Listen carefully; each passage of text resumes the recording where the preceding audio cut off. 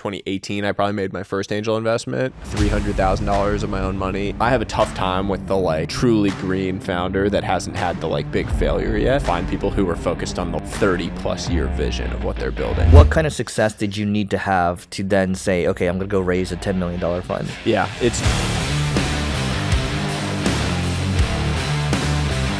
You started angel investing, I believe, off your own balance sheet in 2020 to kind of build your track record. Yeah, it was like 2017, 2018. I probably made my first angel investment and I'd probably invested like maybe $300,000 of my own money in early stage stuff between 2017 and 2021. And what kind of success did you need to have to then say, okay, I'm going to go raise a $10 million fund? Fake success, like on paper success. Anyone that was and I'm perfectly comfortable saying that. I mean, anyone that was like investing in venture from like 2017 to 2020, if your paper markups didn't look good, you were like terrible at investing. Because basically, like if you were getting into anything that like was a good founder, they were then going and raising big markups from all the big funds who were just like, there was so much money flooding into it. So I had a good paper track record during that period. It will remain to be seen if it will be a great actual track record during that period. I raised my fund, which I'm really excited about the things that I've invested in because of the timing of it. Yeah. I raised the fund in 2022. So like the fund is getting deployed into a much better market where prices have come down. That was just luck. Like I wasn't like, hey, this is the time to raise the fund. Like I just happened to raise the fund in 2022. If I had raised it a year earlier, it would be in a lot of trouble. On like the I would have back end of deployed it in 2022. It was like early mid 2022. Okay, so you knew it was... Yeah, I mean, it was like... Shit was getting bad. Yeah, when I closed it was when the market started to pull back. So like the second half of that fund will be deployed into probably at least 20-30% lower valuations. But like...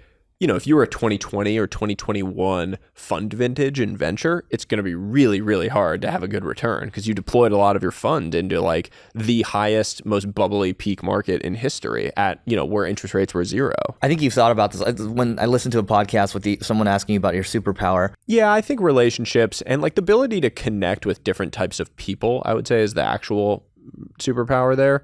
I'm not transactional. Like I don't care enough about money to be transactional, frankly. I love people. I love relationships. I love learning from different types of people and different backgrounds, different experiences. Whether they're like quote unquote successful or not, I don't care. My mom is Indian. I come from a mixed race background. My dad's white. I spent most of my life like figuring out whether I was a jock or a nerd in baseball locker rooms where you're surrounded by like deep South Republicans, but then I was from the Northeast and came from this like multicultural household, and like having to be able to get along with, learn from, experience different types of people with different types of intelligence, with different perspectives on the world, and not like try to jam your values down other people's throats. That was like formative part of my experience and who I was becoming and who I was. So yeah, I would say that is my superpower. Got it. Going back to the fund then, what are you focused on right now? Because again, this goes back to your superpower, right? You're really good with relationships, and I think you aren't focused on any specific vertical, right?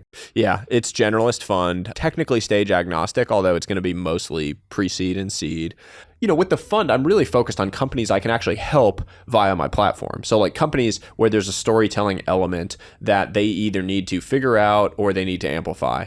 And so like, that will lend itself to certain areas at certain points in time. Like I think there's really interesting things in environmental technology and biotechnology where you need to like create a story before the product really launches into the market. Similar to how you think about like Uber. You had to convince the world that they could go get into a stranger's car. And that's a story, right? Like that's storytelling that needs to be done that convinces people of that prior to the business being able to be a success. And I think there's a lot of businesses out there that are like that haven't quite figured out that they do need to do that. And I have developed over a long period of time a lot of systems of how to do that well. How are you sourcing your deals? Mostly through super smart investors. My model with the fund was it's just going to be me. I don't have a big team going out and doing deal sourcing for me. And so I'm going to tie in some of the smartest people in the world into my fund. So I basically went out when I raised the fund and went to like the smartest venture investors in the world that I could possibly reach, a lot of whom you'd know, well-known GPs at these enormous funds, and had them personally or through their fund invest in my fund, small checks. And what that did was it tied in like sources of deal flow where they know exactly what I can be useful for. And when there's situations where those things come up, I'm getting them, like they're reaching out to me. And usually what that means for me is it's pre-vetted deal flow. That doesn't mean that I do every deal. That doesn't mean that like every deal they do is good. but it's pre-vetted, right? Like Founders Fund is not doing, just any deal, right? Like they do a few deals a year right now. So if I'm seeing something through them, there's some level of like signaling that comes with that is different than just like someone DMing me out of the blue. So I'm relying on some of that as like the kind of like upfront vetting of a deal before I spend time and look at it. Got it. I mean, you play baseball, so like, what's Sahil's like strike zone for swinging on a deal? It needs to be like someone that has exhibited resilience in their career, as from a founder perspective.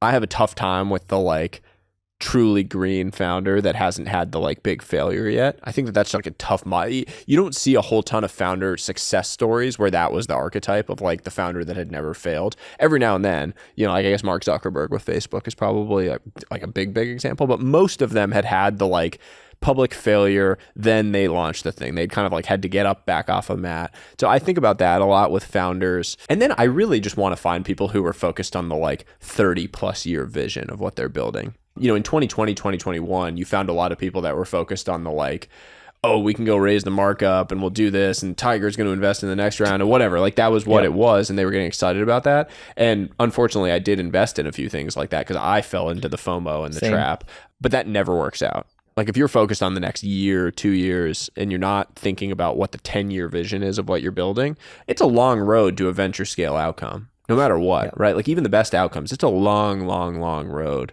And you're going to have big failures along the way. So like getting people that are in for that and that really care about the mission of what they're driving is probably the most important thing.